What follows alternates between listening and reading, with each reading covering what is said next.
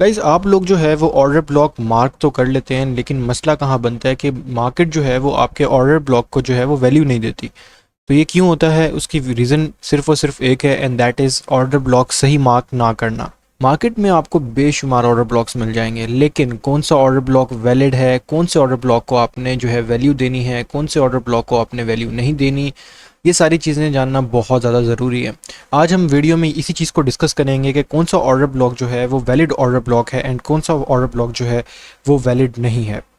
आप लोगों को पता है जब भी मार्केट मूव कर रही होती है तो मार्केट दरमियान में थोड़ी बहुत मैनिपुलेशंस भी दे रही होती है आपको, एंड देन मार्केट जो है वो अपनी वन डायरेक्शनल मूव में जो है वो जा रही होती है।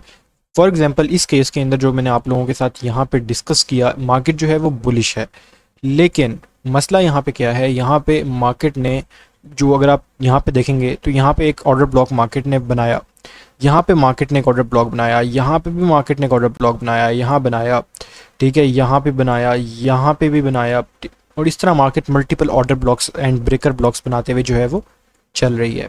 लेकिन इनमें से कौन सा ऑर्डर ब्लॉक वैलिड है और कौन सा ऑर्डर ब्लॉक वैलिड नहीं है, ये हमें किस तरह से पता चलेगा, उस चीज़ को अब जानते हैं। आप लोगों को पता है जब भी मार्केट मूव कर रही होती है हमारे पास मल्टीपल ऑर्डर ब्लॉक्स यहाँ पे फॉर्म हुए, यहाँ पे हमारे पास एक ऑर्डर ब्लॉक फॉर्म हुआ, ठीक है, एंड देन मार्केट मूव कर गई एंड मार्केट ने इस तरह हमें एक और मूवमेंट दी, तो यहाँ पे हमारे पास एक ऑर्डर ब्लॉक है, यहाँ पे हमारे पास है, एंड यहाँ पर भी हमारे पास एक और ऑर्डर ब्लॉक मौजूद है। तो इस तरह हमारे पास एक ही जगह के ऊपर तीन ऑर्डर ब्लॉक मौजूद हैं, एंड अगर मार्केट इस ऑर्डर ब्लॉक को वैल्यू देते हुए यहाँ से निकल गई तब आप लोगों की एक अच्छी ट्रेड अपॉर्चुनिटी मिस हो जाएगी। या अगर आपने यहाँ पर अपनी ट्रेड एग्जीक्यूट कर ली एंड मार्केट ने इसको वैल्यू ही ना दी और मार्केट नीचे वाले ऑर्डर ब्लॉक पे जाकर फिर पंप कर गई एंड आपका स्टॉप लॉस यहाँ पे हिट हो गया, तो फिर आपके लिए, आप लोगों के लिए मसला है। एंड अगर इसी तरह आपके साथ यहाँ पर भी ये मसला क्रिएट होता है, एंड अगर आप लोग जो है वो 1:3 की रिस्क रिवॉर्ड रेशो है आप लोगों की, फॉर एग्जांपल आप लोग जस्ट $20 लॉस करके $60 का टारगेट रखते हैं, ठीक है, 1:3 की ट्रेड्स कर रहे होते हैं, और ऐसा होता है कि आपके तीनों के तीन स्टॉप लॉस हिट हो जाते हैं, तब आप लोग उससे अगली ट्रेड के अंदर अपना टीपी हिट करते हैं, तब आपको कोई भी प्रॉफिट नहीं हो रहा। तो इस तरह यहाँ पे जो है आपको तीन की तीन ट्रेड्स जो हैं आपका लॉस करवा सकती हैं अगर मार्केट इसको भी रिस्पेक्ट ना करे। एंड यहाँ पे आप लोगों की साइकोलॉजी भी काफ़ी ज़्यादा इफेक्ट होगी, बिकॉज आप लोगों को जो है वो यहाँ पे ट्रेड लेते हुए थर्ड टाइम जो है वो आप लोगों को डर लगेगा, एंड आप लोगों को नहीं पता कि मार्केट इस दफ़ा यहाँ पे इस चीज़ को रिस्पेक्ट देगी या फिर नहीं देगी।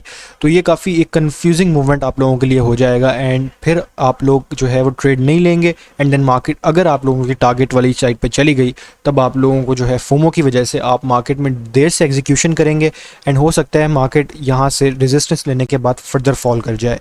तो ये चीज़ जो है ये बहुत ज़्यादा कंफ्यूजिंग हो जाती है, एंड काफ़ी ज़्यादा लोग इसी वजह से जो है वो लॉसेस करते हैं। लेकिन आप लोगों को जो वैलिड ऑर्डर ब्लॉक्स के बारे में मैं बता रहा हूँ, वैलिड ऑर्डर ब्लॉक्स किस तरह फाइंड आउट करने हैं, इसकी सिर्फ और सिर्फ एक चीज़ है। अगर आप उस एक चीज़ को सही तरीके से फॉलो कर लेते हैं, आप वैलिड ऑर्डर ब्लॉक्स जो है वो आपको मिल जाएंगे।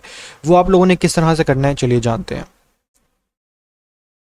मार्केट में जब भी मार्केट मूव कर रही होती है एंड मार्केट, अगर मार्केट में आपको एक जो है यहाँ पे एक सडन मूव नज़र आए, मींस आपको फुल वॉल्यूम के साथ मार्केट ऊपर जाती हुई नज़र आए, आपको बड़ी बड़ी ग्रीन कैंडल्स नज़र आए, आपको यहाँ पे कोई भी रेड कैंडल ना मिले, कोई भी रेड कैंडल अगर आपको ना मिले, इसका मतलब मार्केट जो है वो बड़े वॉल्यूम के साथ यहाँ से पंप होके गई है, ठीक है। तो उस सिचुएशन के अंदर आप लोग जो है जान सकते हैं, ये जो जिस पॉइंट के बाद, जिस लास्ट कैंडल के बाद हमें इतना बड़ा मूवमेंट नज़र आए, वो वाला जो ऑर्डर ब्लॉक का जोन है वो हमारे पास valid and best order block का जोन है। एंड इन फ्यूचर अगर मार्केट इस जोन के ऊपर आएगी देन मार्केट जो है वो इस जोन को रिस्पेक्ट करेगी, एंड आप अच्छी खासी यहाँ से अपॉर्चुनिटी अवेल कर सकते हैं, ठीक है। तो हमने ये चीज़ इंपॉर्टेंट चीज़ है काफ़ी जो हमने अभी डिस्कस की। लेकिन हम लोगों ने एक और जो बहुत बड़ी कन्फ्यूजन हम अपने अंदर क्रिएट कर लेते हैं, दैट इज़ कि हम लोग कौन सा टाइम फ्रेम यूज़ करेंगे। हम जो है वो 15 मिनट टाइम फ्रेम यूज़ करेंगे, 5 मिनट यूज़ करेंगे, ठीक है, 3 मिनट यूज़ करेंगे, या हम कौन सा टाइम फ्रेम यूज़ करेंगे स्कैल्पिंग करने के लिए या फिर ओवरऑल ट्रेड एनालिसिस के लिए। तो ये चीज़ जानना भी बहुत ज़्यादा ज़रूरी है, कौन से टाइम फ्रेम का जो ऑर्डर ब्लॉक जोन है वो हमारे पास ज़्यादा इंपॉर्टेंट है। देखें, जब मार्केट इतने वॉल्यूम के साथ यहाँ पे पंप करेगी एंड आप 15 मिनट टाइम फ्रेम पे जाके देखेंगे तो यहाँ पे जो ऑर्डर ब्लॉक का जोन है या जो कैंडल है वो थोड़ी कंपैरेटिवली बड़ी होगी, ठीक है। होपफुली ये वाली जो कैंडल है इस तरह, वो आपके पास 15 मिनट का जोन होगा, ठीक है। आप मार्केट इस जोन को रिस्पेक्ट करने के बाद भी पंप कर सकती है यहाँ से, ठीक है, या फिर मार्केट जो है वो यहाँ से यहाँ तक जा सकती है एंड देन पंप कर सकती है। तो ये चीज़ आप लोगों पे डिपेंड करती है कि आप लोगों ने जो है, इससे जस्ट आप लोगों का रिस्क रिवॉर्ड जो है आप लोगों ने मैनेज करना है। अगर आप 15 मिनट या 5 मिनट के ऊपर ट्रेड कर रहे हैं, मैं पर्सनली जो आइडियल समझता हूँ स्कैल्पिंग के लिए वो 5 मिनट एंड 3 मिनट का टाइम फ्रेम है। अगर आप डे ट्रेडिंग करते हैं तो 5 मिनट एंड 3 मिनट का जो टाइम फ्रेम है ये एक अच्छा टाइम फ्रेम है। यहाँ पे ऑर्डर ब्लॉक्स जो हैं आप लोगों के लिए इंपॉर्टेंट ऑर्डर ब्लॉक्स हैं। इन ऑर्डर ब्लॉक्स को जो है वो आप लोगों ने प्रायोरिटाइज करना है। जैसे ही आपने 5 मिनट का ऑर्डर ब्लॉक देखा, 3 मिनट का ऑर्डर ब्लॉक देखा, इन दोनों ऑर्डर ब्लॉक्स के अंदर कोई इतना बड़ा डिफरेंस नहीं होगा, ठीक है, ये बहुत करीब करीब के ऑर्डर ब्लॉक्स होंगे। तो आप इनकी जो है 5 मिनट के ऑर्डर ब्लॉक पे या जो भी जोन आप लोगों को अच्छा लग रहा होगा वॉल्यूम के लिहाज से या कैंडल्स जो भी आपको अच्छी लग रही होंगी उस कैंडल्स के हिसाब से आप लोगों ने अपना जो है वो डिसीजन मेकिंग करनी है, ना आपने उसके अकॉर्डिंगली अपनी ट्रेड एग्जीक्यूशन करनी है। तो इस तरह आप अच्छा ऑर्डर ब्लॉक जोन ढूंढ सकते हैं। अभी हमने जितनी भी चीज़ें डिस्कस की है सारी थ्योरेटिकल चीज़ें थी। अब हम मूव करते हैं लाइव मार्केट के अंदर एंड लाइव मार्केट के अंदर देखते हैं कि हम लोग किस तरह से जो है अच्छे order block zones find out करेंगे।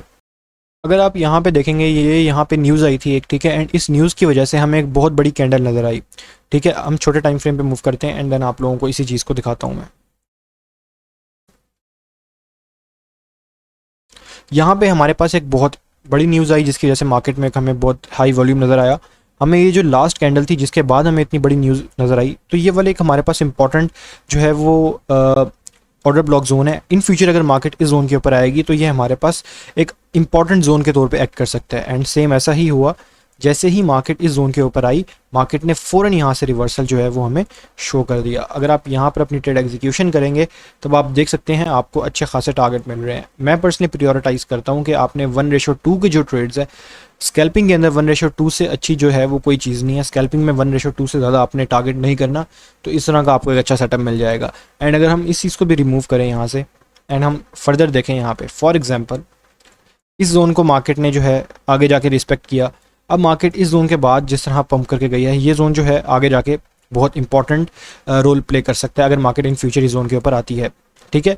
इसी तरह हमारे पास सेलिंग्स भी होती हैं यहाँ पे। फॉर एग्जांपल जिस तरह यहाँ पे अग्रेसिव सेलिंग हुई है, इस सेलिंग से पहले जो हमारे पास कैंडल थी वो कैंडल हमारे पास जो है यहाँ पे ये वाली एक इंपॉर्टेंट कैंडल है, बिकॉज इस कैंडल के बाद हमें जो अग्रेशन नज़र आया है सेलिंग के अंदर वो आप देख सकते हैं। इसके अलावा ये वाला जो हमारे पास जोन है ये हमारे पास एक इंपॉर्टेंट जोन के तौर पे जो है वो एक्ट करेगा, ये वाला जोन, ठीक है। एंड यहाँ पे मार्केट जा सकती है फ्यूचर के अंदर एंड इसको बड़ी जो है वो रिस्पेक्ट दे सकती है। फॉर एग्जांपल यहाँ पे आपने देखा मार्केट ने यहाँ पर अग्रेशन हमें शो किया था, एग्रेसिवली मार्केट यहाँ पे फॉल हुई एंड यहाँ पे अगर आप इसको प्लेस करेंगे, यहाँ पे अपना स्टॉप लॉस रखेंगे तो आपको ईजी 1:2 की ट्रेड्स यहाँ पे मिल जाएंगी, ठीक है। एंड अगर आप इस वाले जोन को देखो, मार्केट ने इस वाले जोन के ऊपर गई, लिक्विडेशन मार्केट ने ग्रैब की। अब ये मार्केट लिक्विडेशन कब ग्रैब करती है, क्यों ग्रैब करती है, किस तरह से करती है, इसके ऊपर हम डेडिकेटेड वीडियो बनाएंगे ताकि आप लोग इस तरह के जो फॉल्स ब्रेकआउट्स होते हैं उनसे बच सकें, ठीक है। तो इन सारी चीज़ों पे जो है आप लोगों ने किस तरह से ध्यान रखना है वो इंशाल्लाह हम आगे वाली वीडियो के अंदर कवर अप करेंगे। अगर आप यहाँ पे देखें मार्केट ने इस कैंडल के बाद हमें किस तरह से मार्केट जो है वो पंप होके गई है, तो इस वाले जोन को भी मार्केट ने फ्यूचर के अंदर जो है वो रिस्पेक्ट किया, ठीक है। मार्केट यहाँ पर आई एंड मार्केट पंप कर गई। तो इस तरह मार्केट जो है वो अपने ऑर्डर ब्लॉक्स एरिया को जो है वो रिस्पेक्ट कर रही होती है एंड इस तरह आपने जो है वो ऑर्डर ब्लॉक्स फाइंड करने होते हैं, वैलिड ऑर्डर ब्लॉक्स जिन पे आप ट्रेड कर सकें। उम्मीद करता हूँ ये वाली वीडियो आपको अच्छी लगी होगी। अगर वीडियो अच्छी लगी तो वीडियो को लाइक कर दीजिए, चैनल को सब्सक्राइब नहीं किया हुआ तो चैनल को सब्सक्राइब भी कर दीजिए। Thank you for watching the video.